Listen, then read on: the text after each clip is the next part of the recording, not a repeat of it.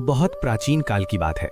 देवलोक में एक अत्यंत सुंदर अप्सरा निवास करती थी जिसका नाम था सुरंगी। उसकी सुंदरता इतनी मोहक थी कि स्वयं देवता भी उसकी एक झलक पाने को लालायित रहते थे। एक दिन सुरंगी अपनी सहेलियों के साथ वन विहार के लिए पृथ्वी लोक आई। हंसते खेलते हुए वे एक पवित्र सरोवर के पास पहुंच गईं। उसी सरोवर के तट पर एक महान नाग ऋषि गहन समाधि में तपस्या कर रहे थे। उनका तप इतना तेजस्वी था कि पूरा वन दिव्य ऊर्जा से भर गया था। लेकिन अप्सरा सुरंगी के मन में शरारत आ गई। उसने अपनी सहेलियों के साथ मिलकर जानबूझकर सरोवर का जल उछालना शुरू कर दिया। उछलता हुआ जल और कीचड़ नाग ऋषि के शरीर पर गिरने लगा। अचानक उनका ध्यान भंग हो गया। क्रोध में आंखें खोलते ही नाग ऋषि सब कुछ समझ गए। उन्होंने गर्जना करते हुए कहा, जिस प्रकार तुमने इस पवित्र सरोवर को अपवित्र किया है, ये कृत्य नागों का नहीं बल्कि नीच प्राणियों का है। इतना कहते ही उन्होंने सुरंगी को श्राप दे दिया, आज से तुम नागिनी का रूप धारण करोगी। दिन में तुम पूर्ण नाग बनकर रहोगी और रात्रि में अर्धनारी अर्धनाग। सुरंगी भयभीत होकर रो पड़ी। हाथ जोड़कर उसने क्षमा मांगी। ऋषि का हृदय पिघल गया। उन्होंने कहा, ये श्राप तब समाप्त होगा